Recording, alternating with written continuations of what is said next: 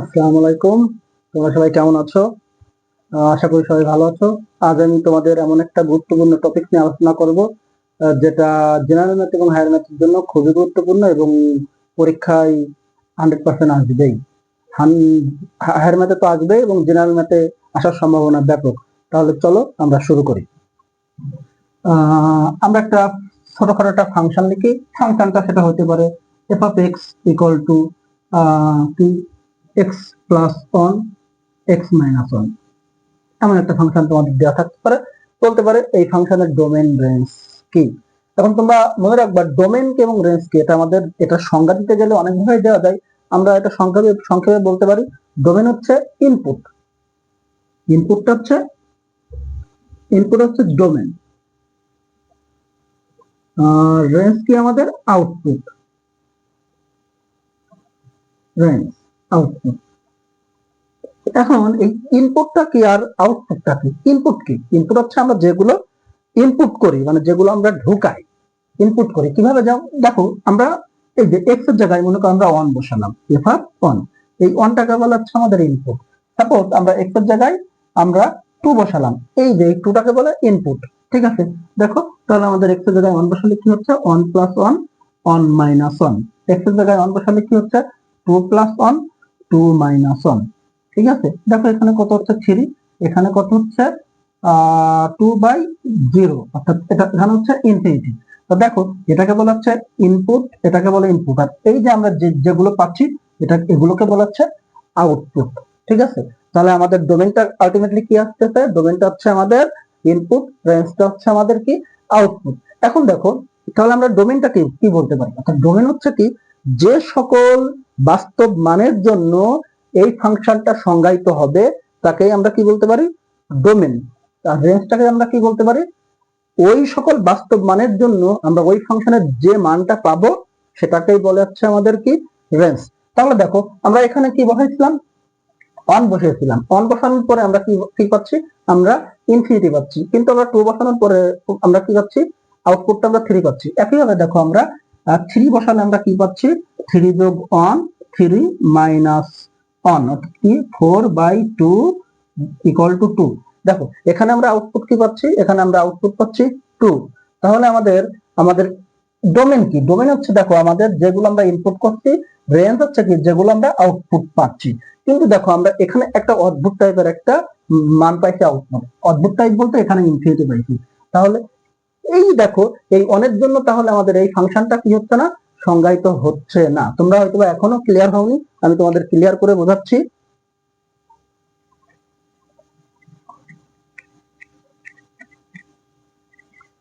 অর্থাৎ আমরা বলতে পারি কি, অর্থাৎ যে সকল মানের জন্য এই ফাংশনটা সংজ্ঞায়িত হবে সেটা হচ্ছে ডোমেন। দেখো আমরা যদি এখানে অন বসাই, কখনোই আমাদেরকে নিচে কি আমাদের অন হয়?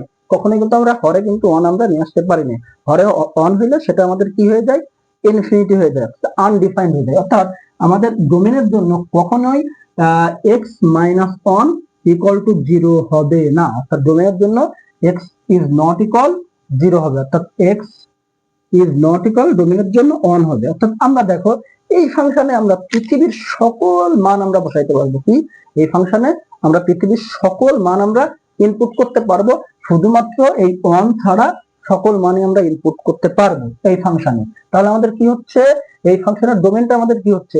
পৃথিবীর সকল বাস্তব মান, পৃথিবীর সকল বাস্তব মান, সেটা পজিটিভ হতে পারে, সেটা নেগেটিভ হতে পারে, সকল বাস্তব মানের জন্য এই ফাংশনটা সংজ্ঞায়িত হবে। শুধুমাত্র এই অনেক জন্য এই ফাংশনটা সংজ্ঞায়িত হচ্ছে না। সুতরাং আমরা বলতে পারি কি, ডোমেনটা আমাদের কি হচ্ছে? ডোমেনটা হচ্ছে আমাদের কি হচ্ছে তাহলে? পৃথিবীর সকল বাস্তব মান, এক্সেপ্ট পৃথিবীর সকল বাস্তব মান এক্সেপ্ট কি?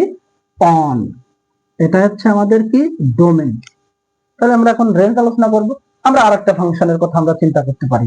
আমরা ধরলাম আরেকটা ফাংশন আমাদের দেওয়া আছে F of x equal two দেওয়া আছে ধরি 2x প্লাস 1 আর দেওয়া আছে 2x মাইনাস 1। তাহলে এটার ডোমেন কি হবে? এটার ডোমেন কি হবে? তাহলে আমি কি বলছি? হরে কখনো আমাদের জিরো হতে পারবে না। হরে জিরো হতে পারবে না মানে কি? 2x minus 1 is not equal zero. তাহলে আমাদের কি হচ্ছে? 2x equal to on, x equal two কত হচ্ছে? Half, is not equal half. দেখো এক্স এর মান আমাদের এখানে যখন হাফ বসাচ্ছি আমাদের কি হচ্ছে? 2x plus 1 2 into half minus 1 কত হচ্ছে 1 মাইনাস 1 অর্থাৎ 2x plus 1 1 minus 1 equal to 0। তাহলে নিচে 0 আছে, তার মানে কি ইনফিনিটি হচ্ছে, অর্থাৎ আমাদের হাফ মানের জন্য এটা কি হচ্ছে আনডিফাইন্ড হচ্ছে। সুতরাং এটার ডোমেন কি হবে, তাহলে এটার ডোমেন আমাদের কি হচ্ছে, এটার ডোমেন কি হচ্ছে পৃথিবীর সকল বাস্তব মান, শুধুমাত্র কোনটা বাদে, হাফ ব্যতীত। আমি আশা করি তোমরা ডোমেনটা ক্লিয়ার হয়েছে। ঠিক আছে, এখন আমরা আসি রেঞ্জ। রেঞ্জটাও খুবই গুরুত্বপূর্ণ, খুবই গুরুত্বপূর্ণ।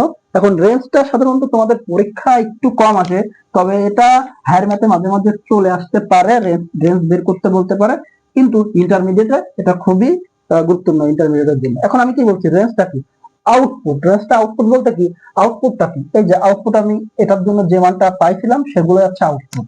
এখন খেয়াল করো, আমরা তো এই 1 বসালাম, 2 বসালাম, 3 বসালাম, 4 বসালাম, 5 বসালাম, এগুলো তো বসাই বসাই বসাই বসাই তো আমরা অনেক মান হয়ে যায়, কিন্তু কোন মানটা হবে না সেটা তো আমরা বুঝতে পারবো না। তাহলে সেটার জন্য আমাদের কি করা প্রয়োজন, দেখো তাহলে রেঞ্জটা আমরা আউটপুট, অর্থাৎ ইনপুটটা সবসময় আমাদের কি হচ্ছে এক্স, আর রেঞ্জটা সবসময় কি হচ্ছে ওয়াই, অর্থাৎ আমরা সবসময় এফ অফ এক্স টাকে আমরা কি ধরবো, ওয়াই ধরবো। ধরি আমরা ধরলাম, ধরি f of x equal to y equal to x plus 1 x minus 1। তাহলে খেয়াল করো আমরা কি লিখতে পারি, y equal to x plus 1 x minus 1। তাহলে আমরা কি রেঞ্জটা কি আমাদের আউটপুট, আউটপুটটা কি আমাদের ওয়াই, তাহলে আমরা ওয়াই এর মানটা আমরা বের করবো। দেখো তাহলে আমাদের কি হচ্ছে x y minus y x plus 1। Okay, তাহলে এখানে আমাদের কি হচ্ছে, দেখো আমরা এক্স ওয়াইটা এখানে রাখলাম, আর এই এক্সটাকে আমরা এই জায়গায় নিয়ে চলে আসলাম। ঠিক আছে, তাহলে এই পাশে কি হচ্ছে ওয়াই প্লাস 1। খেয়াল করো, তাহলে এখানে কি হচ্ছে এক্সটা আমরা কমন নিলাম, তাহলে কি হচ্ছে y minus 1 y plus 1। Okay, তাহলে এখানে দেখো আলটিমেটলি আমাদের কি আছে x equal to y plus 1 y minus 1। খেয়াল করো, তাহলে আমি কি বলছি, রেঞ্জ হচ্ছে আউটপুট, রেঞ্জ হচ্ছে আউটপুট। দেখো তাহলে আমাদের রেঞ্জ কি কি হতে পারে আর কি কি হতে পারে না, দেখো রেঞ্জ কি কি হতে পারে কি কি হতে পারে না, খেয়াল করো। তাহলে রেঞ্জ হচ্ছে আমাদের ওয়াই এর মান, তাই না? তাহলে দেখো এখানে রেঞ্জ কি কি হতে পারে, তাহলে রেঞ্জ আমাদের দেখো, আমি কি বলছি, কখনো কোনো ফাংশনে তোমাদের হর কখনো জিরো হতে পারবে না। হর জিরো হলে তোমাদের ফাংশনটা আনডিফাইন হয়ে যাবে, এর জন্য আমাদের হর কখনো জিরো হবে না। তাহলে দেখো আমি কি বলছি, হর কখনো জিরো হবে না, অর্থাৎ রেঞ্জের জন্য রেঞ্জের জন্য কি, রেঞ্জের জন্য y minus 1 is not equal 0। তাহলে ঠিক আগের মতন কি হচ্ছে y ইজ নট ইকুয়াল 1। দেখো y এর মান এখানে 1 বসালে কি হচ্ছে 1 মাইনাস 1 0, আর নিচেই 0 মানে আনডিফাইন্ড, অর্থাৎ নিচেই কখনো 0 হতে পারবে না। তাহলে দেখো এই যে আমাদের y কখনো অন হতে পারবে না, y হলে কি হচ্ছে আনডিফাইন্ড হচ্ছে। তার মানে কি হচ্ছে, আমরা এই যে ওয়াই আমরা পৃথিবীর সকল বাস্তব মান আমরা বসাইতে পারবো। তুমি পজিটিভ নেগেটিভ যা মন চাই সব তুমি বসাইতে পারবা, কিন্তু একটা মান বসাইতে পারবা না। সুতরাং আউটপুট কখনো আমাদের কি হচ্ছে না, আউটপুটটা আমাদের কখনো তুমি যাই বসাও না কেন, এই ফাংশন এক্স এর মান তুমি যাই বসাও না কেন, আউটপুটটা তুমি কখনোই 1 নিয়ে আসতে পারবা না। ঠিক আছে, অর্থাৎ এই এক্স এর জায়গায় তুমি যাই বসাও না কেন, আউটপুট কখনো আমাদের অন হবে না। অর্থাৎ যেহেতু আউটপুট আমাদের কখনোই অন হবে না, তাহলে আমাদের রেঞ্জ কি হচ্ছে, দেখো রেঞ্জ হচ্ছে আমাদের কি, রেঞ্জ হচ্ছে আমাদের কি পৃথিবীর সকল বাস্তব সংখ্যা, কিন্তু কোন মানটা 1 ব্যতীত পৃথিবীর সকল বাস্তব সংখ্যায় হচ্ছে আমাদের কি রেঞ্জ। আর আমাদের ডোমেন কি হয়েছিল, আমাদের ডোমেন হয়েছিল কি, ডোমেনটা হয়েছিল আমাদের কি পৃথিবীর সকল বাস্তব সংখ্যা আর কোন মান ছাড়া, অর্থাৎ তোমাদের 1 ছাড়া সকল বাস্তব সংখ্যা আমাদেরকে আমাদের ডোমেন হয়েছিল, তাই না? তাহলে আমাদের ডোমেন রেঞ্জটা কমপ্লিট। এখন আমরা দেখি দু একটা এক্সাম্পল আমরা দেখতে পারি, দু একটা এক্সাম্পল আমরা দেখি।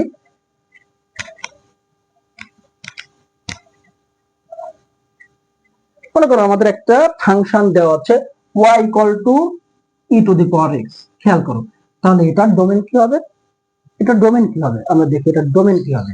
অথবা আমাদের মনে করো আমরা এখানে e two the power x, এখানে মনে করো 2 টু দি পাওয়ার x দেওয়া আছে, y equal to 2 to the power x। e two the power x হলেও কোনো সমস্যা নাই, যেহেতু আমার হাতে এখন ক্যালকুলেটর নাই, e two the power x করতে গেলে একটু সমস্যা হবে, এই জন্য আমি ক্যালকুলেটর ছাড়াই আমি 2 টু দি পাওয়ার x দিয়ে আমরা করি, y equal to two the power x আছে।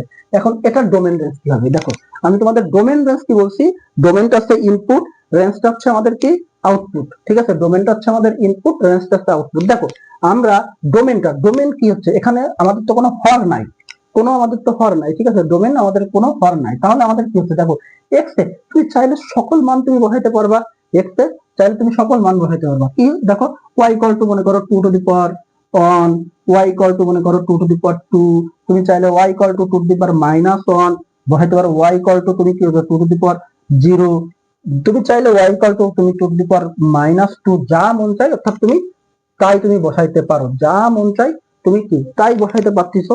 তাহলে কি হচ্ছে যা মন চাই তাই বসাইতে পারতেছো, কেন?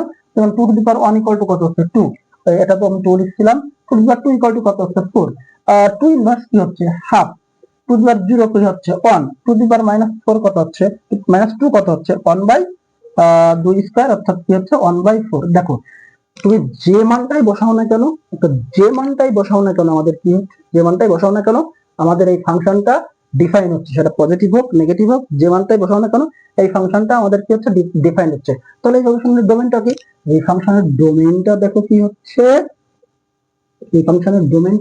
আমাদের সকল বাস্তব সংখ্যা।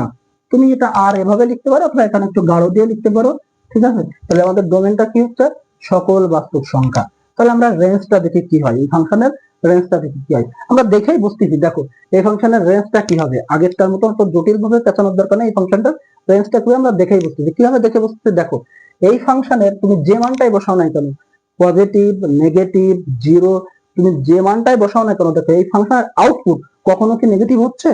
দেখো এই ফাংশনের আউটপুট কখনোই নেগেটিভ হচ্ছে না, অর্থাৎ এই ফাংশনের আউটপুট সবসময় কি হচ্ছে পজিটিভ সংখ্যা হচ্ছে, এই ফাংশনের আউটপুট সবসময় কি হচ্ছে পজিটিভ সংখ্যা হচ্ছে, তাই না? তাহলে এই ফাংশনের আউটপুট যেহেতু সবসময় পজিটিভ সংখ্যা হচ্ছে, তাহলে এই আউটপুটটাই কি আমাদের রেঞ্জ। তাহলে আমরা রেঞ্জটা কি লিখতে পারি, আমরা রেঞ্জটা লিখতে পারি কি সকল সকল ধনাত্মক সংখ্যা, রেঞ্জটা আমরা কি লিখতে পারি সকল ধনাত্মক সংখ্যা, কারণ সকল ধনাত্মক সংখ্যা হচ্ছে অল পজিটিভ নাম্বার,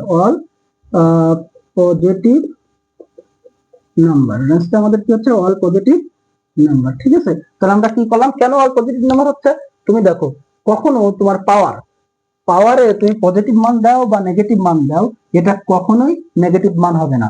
পাওয়ারে তুমি যাই দাও না কেন এটা কখনোই নেগেটিভ হবে না, পাওয়ারের মান সবসময় কি হবে পজিটিভ হবে। এই জন্য এই রেঞ্জটা হচ্ছে অল পজিটিভ নাম্বার। ঠিক আছে,